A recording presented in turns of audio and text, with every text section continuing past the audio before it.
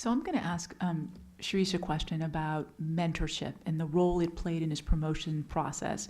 Not only how he sought out his mentor, but how he utilized his mentor for this process. That's a great question, and mentorship is key to this whole process. Without it, you will not be able to succeed. I think early on I learned a valuable lesson that you really need to get a mentorship team, not just have one sort of mentor. So initially my division chief was my natural mentor, and she remained a part of my mentor team throughout my journey through over the last 15, 16 years on faculty here. One of the challenges I faced was that the discipline that I took on, transplant and infectious diseases, was sort of brand new to Mount Sinai. And there was really no local expertise to really mentor me in the field of transplant infectious diseases. So I had to get somebody in the transplant field outside of infectious diseases locally to mentor me. And fortunately, I had somebody like Barbara Murphy to play that role for me, to mentor me in the transplant field. And then really through Barbara, I was able to connect with transplant infectious diseases faculty from other institutions. So actually the person at Penn, who's the director of transplant and infectious diseases, also happened to be the director of the infectious diseases fellowship. So she was the natural model and mentor for me, because I was taking on both of those programs, as a junior faculty member. So, she was very instrumental in my career development from another city.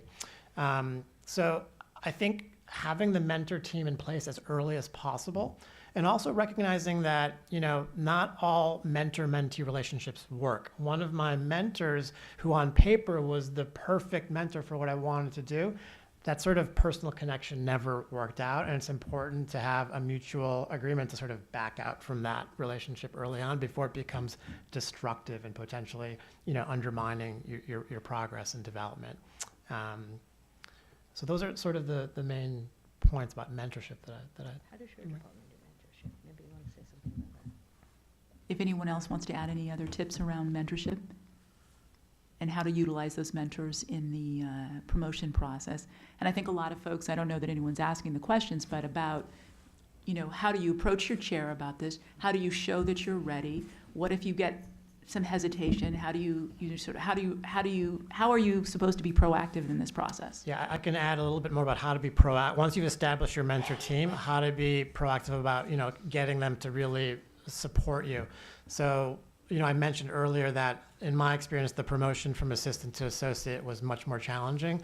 The one part of going from associate to full professor that was the most challenging was now you're being asked to be not only a local and regional expert, but a national and in some cases an international expert in your field, with invitations to speak, to participate in collaborative multidisciplinary projects across institutions.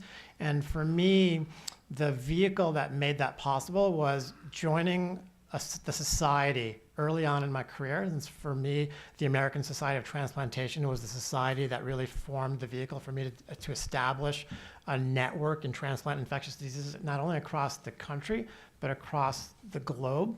And then by getting involved with AST, becoming an education committee member, ultimately being co-chair and chair of the infectious diseases community of practice in AST, really was vital to being recognized nationally and internationally in the field. And without that, it may have really derailed my promotion from associate to full professor.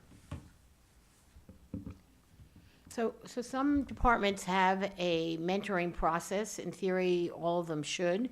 Some have it somewhat more well established than others. They have an assigned mentor if you're a new faculty member, annual opportunities. But I think you're being proactive is a good example of, again, it's kind of your career. You're going to have to take that extra effort to make it happen. I would say in terms of the professional organizations, if you're asked by your chair or somebody else to be on a committee, and I'm talking about here at Sinai, and it may not be the most exciting one, it may not really totally be in your field, it's still a good opportunity to meet people in other parts of the institution. You may find they're surprising to both of you. You have collaborative interests that you'd like to pursue. It's a good way of understanding your institution and being part of the community. So I wouldn't turn those down. I think those are good opportunities. It's good to look like you're a good citizen, as we like to call it in the CV world, that you're part of the institution, you contribute, even things that aren't necessarily directed to your particular interests or activities. So do think about those opportunities, and that's we talked about having conversations with chairs, and we pick days if they're happy and things like that. But offering to help out is usually a good way to begin a conversation, like, if you need somebody to help out with a committee or something, I'd like to kind of get involved. That's sort of nice, as opposed to, I'm coming in because I want more money, I want more space, I want, which usually is, not as pleasant a conversation. So here you're saying, here's something I could offer to you, maybe you'll think about me. Next time you need, the dean wants a committee for this, that, or the other thing, maybe you'll pick on me. And you'll meet a lot of people. It's a good way to meet. And it's good to have connections outside your department. You'll learn a lot more about the institution, how to get things done, whether it's how to get something through the IRB or whatever. You can kind of learn from these colleagues and friends, even though they're not doing the kind of work you're doing. So look for those opportunities. Yeah, I'll echo that point. I mean, for the first 5 years of my career, I did everything that my chair or chief asked me to do, regardless of whether I was interested in it or not. Right. Every single thing they asked me to Library do, committee, right? All those everything, things, yeah. everything. Mhm. The other thing is that, as you develop, you also have to be comfortable letting things go. So for the first, 5 to 6 years of my career, I did a ton of medical school and residency teaching. But if I continued to do those activities through, years 5 through 10, it probably would have prevented me from advancing in the other areas I needed to advance to not only advance my career, but be eligible for promotion from assistant to associate. So it's very difficult to be engaged in, say, a medical school course for 5 years, and then sometimes even if you love it, you have to let it go so you have time to do the other things that are expected of you. You need a mentor for two separate reasons, though. One is for the professional aspect of your field in terms of work you're doing or papers you're writing or various types of grants you may be applying for. And the other thing is, even though it's spelled out clearly, or we think clearly in the faculty handbook, a lot of the people in the medical center don't really fully understand the nature of what you need to get promoted. So mentorship also is speaking to people about, well, you are not going to meetings, or there should be a little more in terms of some of the papers you're doing, and trying to hone in on the areas in the CV that, look like they're going to need a little more meat on them before you actually apply. The other thing is some departments have their own appointments or promotions or whatever committee you want to call it.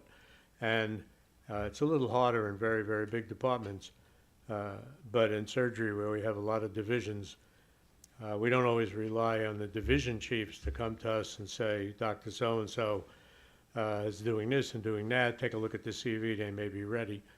But a lot of times what we do is we'll run down the list of the people in the divisions and the departments to specifically look at, what happened to Dr. A or B, or he's been here for 82 years and he's still an instructor, that type of thing. Or sometimes you run the list, you find out a couple of people died. That's have we ever pointed a dead person? You're in anesthesia, maybe. Yeah. I think the concept of mentoring, first of all, it's bidirectional. I think the mentors, as much as the mentees, if you will, need to recognize the importance of this kind of communication. I think as a up-and-coming member of the junior faculty, you need to make sure that you can establish a line of communication with the senior person who is one of your mentors, and be sure that among the topics that is periodically discussed is the metering of your advancement academically, because that's really what it is. Sinai is, I think, unusual in that the Appointments and Promotions Committee and the process of appointments and promotions is very positive, encouraging, and enhancing and facilitative. It is not a negative process like it often is at many institutions where they're constantly trying to hold people back and beat people down. This is very facilitated. There are lots of levels at which your candidacy for advancement can be reviewed and say, you know, what you need to do here, what's lacking here to get to the next step is thus and such, things that Dr. Silver just mentioned, more papers on this and more engagement at a national level in terms of committee work. And then the mentor needs to seek those opportunities for the people he or she is mentoring and saying, you know, there's an opportunity for this person to get involved in a review process on a committee, chairing a session, something that begins to push their name out beyond the walls of the institution, which is really fundamental to senior faculty advancement, to moving up to the ranks of associate and full professor. So the mutual understanding of the pace, which varies from one candidate to another. It's not the days of, you know, weighing the CV and how many pounds it weighs determines your rank, or how many years you've been at rank determines when you move on. That really does not go on here at Mount Sinai as it does in some institutions. Here it's a matter of understanding the expectations and facilitating the transitions that make those expectations a reality. I think that requires communication in both directions.